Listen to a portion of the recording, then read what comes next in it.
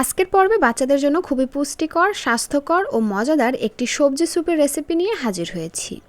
বাচ্চাদের জন্য সবজি স্যুপ হজম শক্তি বাড়ায়, রোগ প্রতিরোধ ক্ষমতা শক্তিশালী করে, শরীরকে আর্দ্র রাখে এবং ভিটামিন ও খনিজ সরবরাহ করে, যা তাদের বৃদ্ধি ও সুস্থতার জন্য অপরিহার্য। এটি শক্ত খাবার খেতে অনিচ্ছুক বা অসুস্থ বাচ্চাদের জন্য পুষ্টিকর একটি সহজ এবং সুস্বাদু খাবার, যা তাদের প্রয়োজনীয় শক্তি ও পানির অংশ পূরণ করবে। তাই এই স্যুপটি তৈরি করে 10 মাস থেকে যে কোনো বয়সী বাচ্চাদেরকে সুস্থ কিংবা অসুস্থতার সময় তৈরি করে খাওয়াতে পারবেন। তো এখানের কথা না বাড়িয়ে চলে যাচ্ছি মূল পর্বে। এজন্য আমি এখানে নিয়েছি 4 ধরনের সবজি। এখানে সবজি হিসাবে নিয়েছি হলুদ ক্যাপসিকাম, সিম, গাজর আর ফুলকপি। এখন শীতের মৌসুম, তাই বাজারে অনেক ধরনের ফ্রেশ এবং টাটকা সবজি পাওয়া যায়। তাই আপনারা আপনাদের পছন্দ অনুযায়ী যে কোনো ধরনের সবজি এখানে নিতে পারেন। আর অবশ্যই চেষ্টা করবেন সবজিগুলোকে একদম ছোট ছোট করে কেটে নিতে। সাথে নিয়েছি 2 কোয়া রসুন। রসুনটাকে একদম ছোট এবং কুচি কুচি করে কেটে নিয়েছি। এর সঙ্গে লাগবে একটি ডিম। একটি মুরগির ডিম নিয়ে ডিমটাকে খুব ভালো করে ফেটিয়ে নিচ্ছি। এই তো ফেটিয়ে নেওয়া হয়ে গেছে। এবার এটাকে একটা সাইডে রেখে দিচ্ছি। স্যুপের ঘনত্ব ধরে রাখার জন্য আমাদের এখানে লাগবে কর্নফ্লাওয়ার। আমি এখানে হাফ চা চামচ কর্নফ্লাওয়ার নিয়ে কিছুটা পরিমাণে পানি দিয়ে ভালো করে গুলে নিচ্ছি। আপনারা এখানে কর্নফ্লাওয়ারের পরিবর্তে আটা, ময়দা অথবা চালের গুঁড়া এভাবে পানির সঙ্গে ভালো করে মিশিয়ে নিতে পারেন। তো যাই হোক, সব কিছু রেডি হয়ে গেছে। এবার চলে যাচ্ছি স্যুপটা রান্না করার জন্য চুলায়। চুলায় একটা প্যান দিয়ে তার মধ্যে দিয়ে দিচ্ছি কিছুটা পরিমাণে সরিষার তেল। এখানে সরিষার তেলের পরিবর্তে ঘি অথবা বাটারও ব্যবহার করতে পারবেন, অথবা চাইলে কিন্তু আপনারা রান্নার সয়াবিন তেলটাও ব্যবহার করতে পারবেন। এবার তেল গরম হয়ে আসার পরে আমি এর মধ্যে দিয়ে দিচ্ছি রসুন কুচি এবং রসুনটাকে হালকা বাদামি করে ভেজে নিচ্ছি, চুলার আঁচ মিডিয়াম এবং লোয়ের মাঝামাঝি রেখে। যখন রসুনটা হালকা ভাজা হয়ে যাবে এবং একটু হালকা হালকা লাল হয়ে আসবে, এই পর্যায়ে আমরা একে একে সবজিগুলোকে দিয়ে দিব।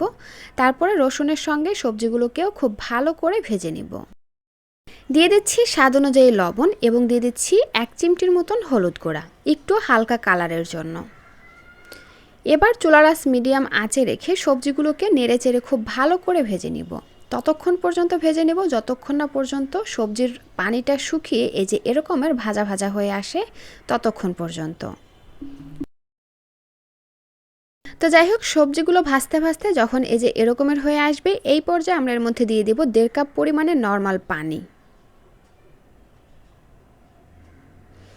এবং নেড়ে চেড়ে ভালো করে মিশিয়ে নিয়ে আমি এর মধ্যে দিয়ে দিচ্ছি হালকা একটু ঝালের জন্য গোলমরিচ গুঁড়া।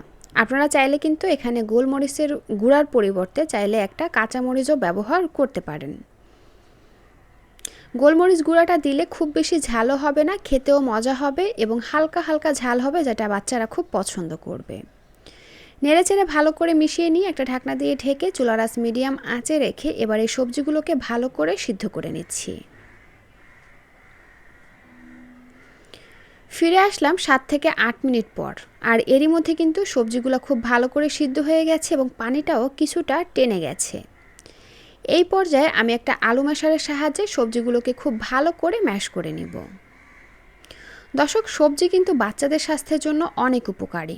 সবজিতে প্রচুর পরিমাণে ফাইবার রয়েছে, যেটা কিনা বাচ্চাদের কোষ্ঠকাঠিন্য সমস্যা থাকলে সেটা দূর করে। এর পাশাপাশি বাচ্চাদের শরীরে বিভিন্ন ভিটামিন এবং মিনারেলসের চাহিদা পূরণ করে। এজন্য ডাক্তাররা বাচ্চাদের খাবার প্লেটটাকে 3টি ভাগে ভাগ করতে বলেন। যেমন 1 ভাগে থাকবে শুধু সবজি, আর 1 ভাগে থাকবে ভাত এবং আর 1 ভাগে থাকবে মাছ, মাংস অথবা ডিম দিয়ে। তো যাই হোক, এই তো সবজিটাকে খুব ভালো করে আমি ম্যাশ করে নিয়েছি। তারপর এর মধ্যে কর্নফ্লাওয়ারটা দিয়ে খুব ভালো করে মিশিয়ে নিয়েছি। এবার এর মধ্যে দিয়ে দিচ্ছি ফেটিয়ে রাখা ডিমটা আস্তে আস্তে দিতে হবে এবং এইভাবে অনবরত নেড়ে চেড়ে খুব ভালো করে মিশিয়ে নিতে হবে। তো যাই হোক, ডিম কর্নফ্লাওয়ার দিয়ে খুব ভালো করে মিশিয়ে নিয়েছি। এবার এটাকে আমরা আরও 2 থেকে 3 মিনিটের মতন ফুটিয়ে নিব। আপনারা চাইলে কিন্তু সুন্দর একটা ফ্লেভারের জন্য এই পর্যায়ে কিছুটা পরিমাণে ধনে পাতা ব্যবহার করতে পারেন। তো যাই হোক, এই যে 2-3 মিনিটের মতন জাল করে নিয়েছি আর এটা খুব ভালো করে এবার ফুটে উঠেছে। এই পর্যায়ে আমি এরকমের ঘনত্বে চুলা থেকে নামিয়ে নিচ্ছি। খাওয়ানোর আগে কয়েক ফোঁটা লেবুর রস যুক্ত করে দিবেন, এতে করে স্যুপের টেস্টটা অনেক ভালো আসবে এবং খেতে ভালো লাগবে। সাথে ভিটামিন সি এর চাহিদাও পূরণ হয়ে যাবে। আর এই তো তৈরি হয়ে গেল বাচ্চাদের জন্য খুবই পুষ্টিকর, স্বাস্থ্যকর ও মজাদার একটি স্যুপের রেসিপি। এখন যেহেতু শীতকাল, তাই বাচ্চাদের ঠান্ডা সর্দি কাশির প্রবণতাটাও বেশি, তাই তাদের রোগ প্রতিরোধ ক্ষমতা বাড়াতে কিন্তু এইভাবে স্যুপ তৈরি করে খাওয়াতে পারেন। এতে করে তাদের পর্যাপ্ত পুষ্টির চাহিদা পূরণ হবে, পানির ঘাটতি পূরণ হবে, সেই সাথে বাচ্চারাও সুস্থ থাকবে। তো দর্শক, এই ছিল আমার আজকের আয়োজন। ভিডিওটি ভালো লাগলে প্লিজ একটি লাইক দিবেন, যাওয়ার আগে সুন্দর একটা কমেন্ট করে যাবেন। আল্লাহ হাফিজ।